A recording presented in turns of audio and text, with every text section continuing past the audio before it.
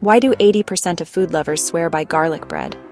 Because it's the ultimate crowd pleaser with minimal effort. Hey there, foodies. Grab your aprons because we're about to make the simplest, most delicious garlic bread you've ever tasted. You only need 2 ingredients: butter with minced garlic and shredded cheese. Yep, that's it. First, take your favorite bread slices. Now, mix a generous amount of butter with minced garlic. Spread that garlicky goodness all over the bread. You can already smell the magic starting, right? Next, sprinkle a heaping layer of shredded cheese on top.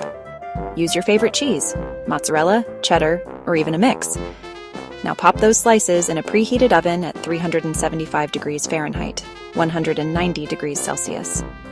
Bake until the cheese is bubbly and golden brown. Oh, the aroma filling your kitchen will be out of this world. In about 10 minutes, you'll have perfectly crispy, cheesy garlic bread. Serve it hot with marinara sauce or just enjoy it plain. Either way, it's a hit. So what are you waiting for? Tag a friend who loves garlic bread as much as you do. And don't forget to like and subscribe for more easy and delicious recipes. See you next time, food lovers.